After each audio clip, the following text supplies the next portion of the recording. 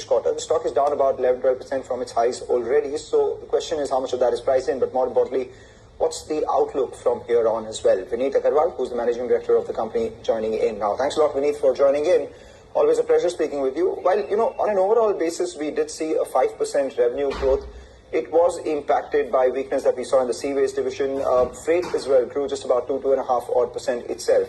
So what we want to understand from you is, as you stand at the cusp of, the end of the second quarter itself, what are your thoughts on what the entire year looks like for you in segments and the operational performance going forward? Hi, Mangalam. Good to be here.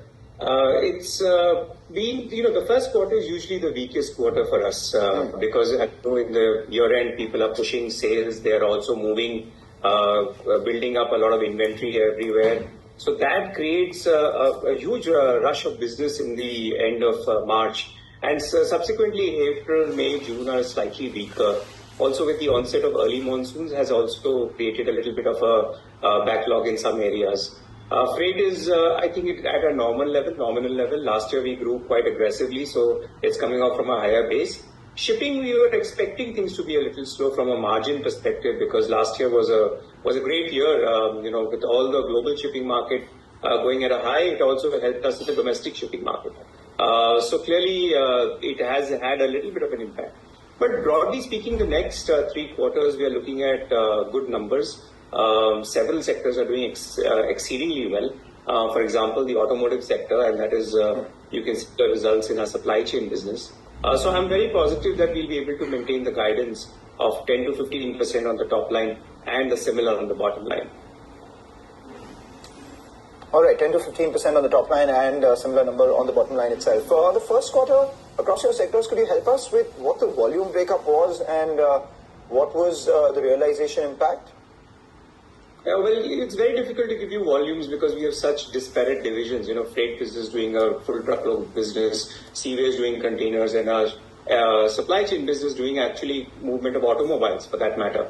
So we don't have a volume breakup per se, but broadly speaking, I think there is a positive growth in all volumes in all the sectors. One exceedingly good growth area has been multimodal logistics for us, which is the use of rail logistics as much as possible, even for automotive movement. And we are moving close to 200 rakes a month now for various companies, not just in the automotive space, but otherwise as well.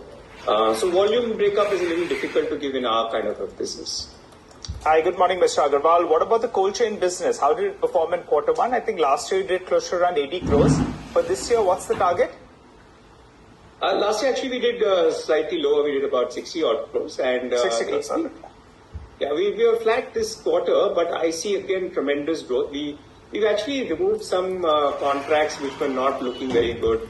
Some of the quick commerce companies where we saw that there was funding issues coming in, so we really dropped some of those contracts. But now we have some excellent ones, especially in the QSR space. The pharma chain is also becoming very, very susceptible to changes specifically because volumes need to now move through a cold chain system.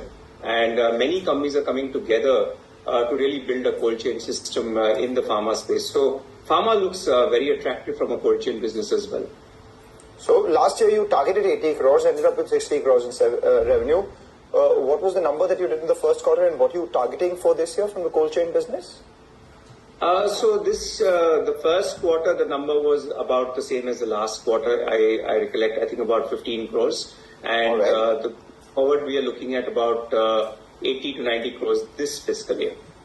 All right, 80 to 90 crores. And the Seaways division, I remember you telling us, the sustainable margins out there is close to around 35% odd. I understand that there is weakness in the space, but when are you expected to, go back to those 35% sort of margins and improvement in the space? Is it the second half of this year? Are you seeing signs of improvement?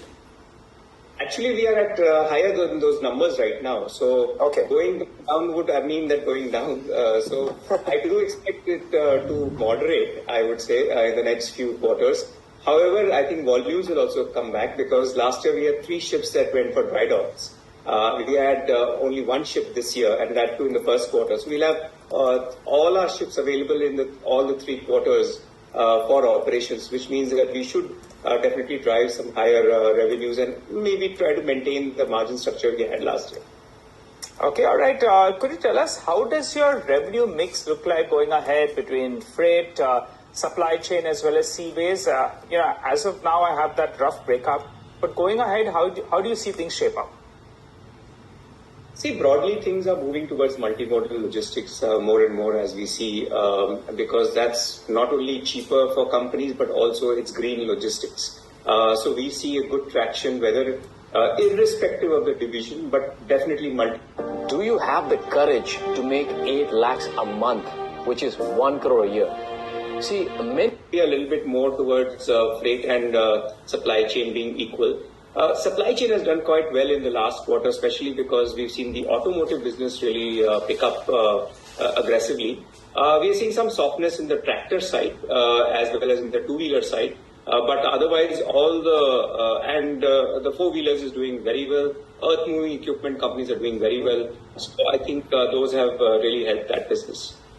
Right. And final question then, with a third of your revenues coming from all the three sectors, what would that do to your margins? Just trying to understand what the efficiencies for the company would be in terms of a blend. And do we see margins structurally move higher?